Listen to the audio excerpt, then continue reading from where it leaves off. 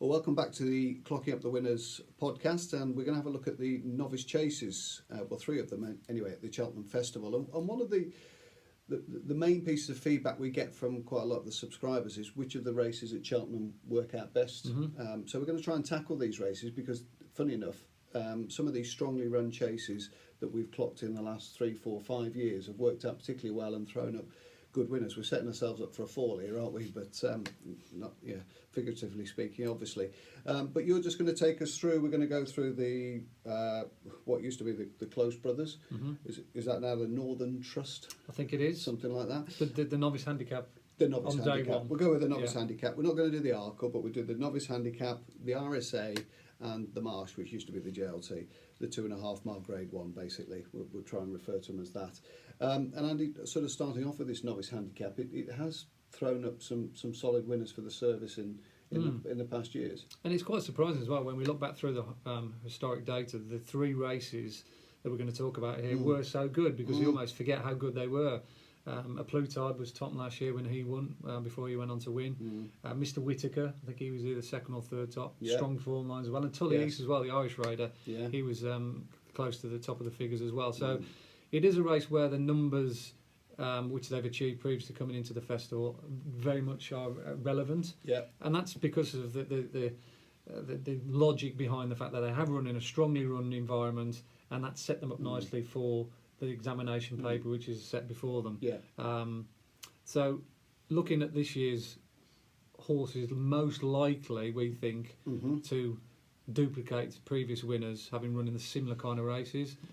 Holden Note, he represents the same connections as Mr. Whittaker, and he was going really well in a very good race at Kempton. He ran in a very good race at that was a Corto Star. the Corto Star, which was won by Slate House. He would have been a player, one would imagine, had he not fallen. And then he went to Warwick and he finished second to two for gold in a very strongly run race. Travelled very well, didn't he, that day? Probably better ground would suit this horse. I think he's a horse that's crying out for a bit of better ground, so he could do with it drying out, but he's a player.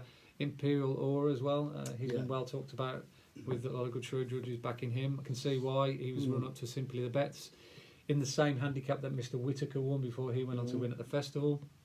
That time figure was very good. A lot of people backed Simply the Bets for the Brown of Visorbury, thinking he's quite well handicapped. And a Plutard, having won over in Ireland before he came to the festival, he won a beginner's chase at Naas. It's interesting that Henry de Bromhead has got a horse called Spyglass Hill, who's gone down the same particular route. Yes.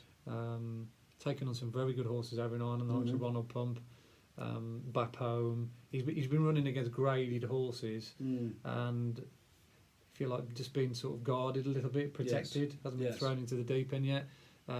When the handicap weights come out, it'll be interesting to see what mark he gets. Yeah, we haven't got his mark yet, so we don't know whether he's actually going to qualify for this race, but he's definitely one for the shortlist, isn't he? Moving on to the RSA. Again, another very strong trends race for us.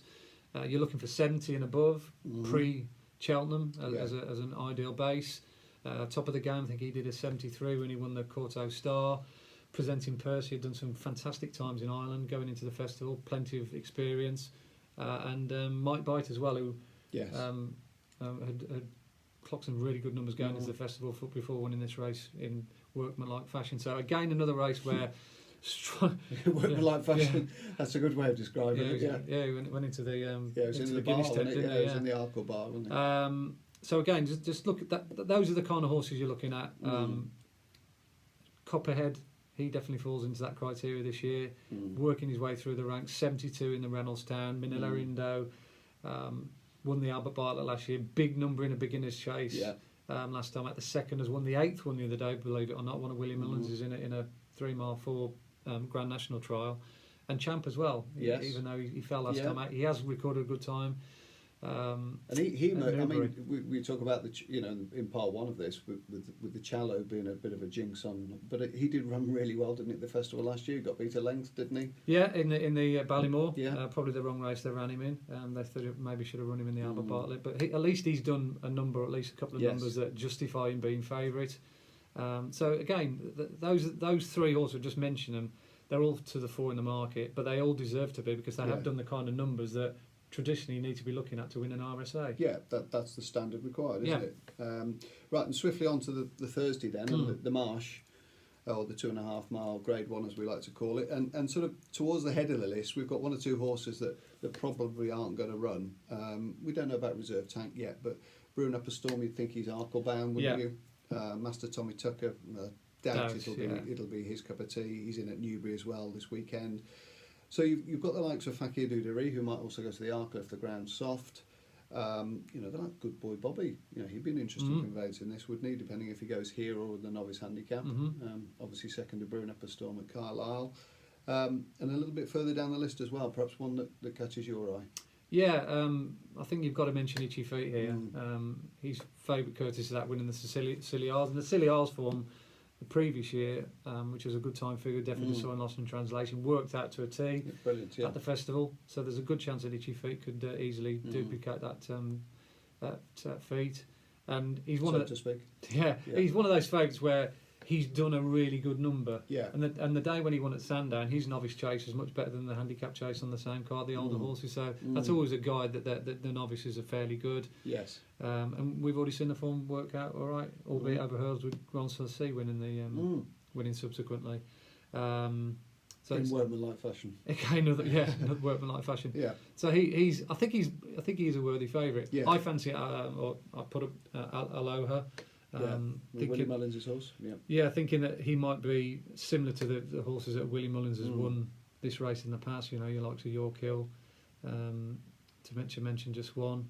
But there's a theory that he might be going down the RSA route. Well, Mullins said at a recent press day that would be the race that he'd go down, but which is a shame because I you put him up at a good price. I did, I thought he was the right horse for the right race, but if he goes RSA, then I'm sure he'll run his race there. I just don't see him beating Manila Indo. No. Who I think holds his measure. More dyed in the wool stare, isn't he? Manila Indo. Yeah. Look, it's when you bet anti-post and you bet Mullins horses, you have to take this on board, don't you? That sometimes they can get rerouted. Yep. Certainly with the connections that they have. There's a bit of water to go under the bridge yet, so I wouldn't say you're dead and buried just yet. No, not at all. I think they've made that proviso, that the early sort of semi-decision based on the ground perhaps drying out and being good to soft in place. But if it was heavy, let's say, I think they might. They'd have to think. They'd have to think twice about running about 3 miles on heavy. Yeah, and just a quick word on the Arkle, because we haven't sort of touched on the Arkle as such. I've seen a lot of people sort of cribbing the Irish form, like Tom Segal in the Post. It doesn't think it's worth anything. We're talking Notebook, Fakir Duderie, etc. The other Irish horse that Mullins had that Notebook just beat, Cashback. Yes, Cashback. Yeah. So, there's been a lot of sort of knockers of that form line. Are you happy with that form line? Do you think it's strong? I think it is. Yeah, I mean, I think this year's Arkle on the figures is produced pre-Cheltenham some of the best times ever going into it. I mean, we've almost got horses doing 80s here, which is almost unheard of for the novice chases over 2 miles. Notebook's done a very good time when he won in Leopardstown. Fakir Duderie obviously chased him home. He's also done good numbers going into that. And Brewing Up a Storm, he's only had 2 runs. Has done 2 of the quickest times we've got in very small fields. Yes. And having finished, 4th in the Ballymore last year, he's got Cheltenham experience in a strongly run race. He's another one you need to have a serious look at. I mean, there was a stat about horses having to have had 3 or 4 runs over fences coming into this race. But like you say, he's got festival experience, goes on any ground. He's yet to win left-handed, which I find amazing, really, given that he shifts a little bit that way over his fences. Yeah. So there could be a bit more to come from him. And he's going to be one of those that's ridden a little bit chilly, isn't he, in that race? Whereas there looks loads of pace on with horses that want to stride on and make it.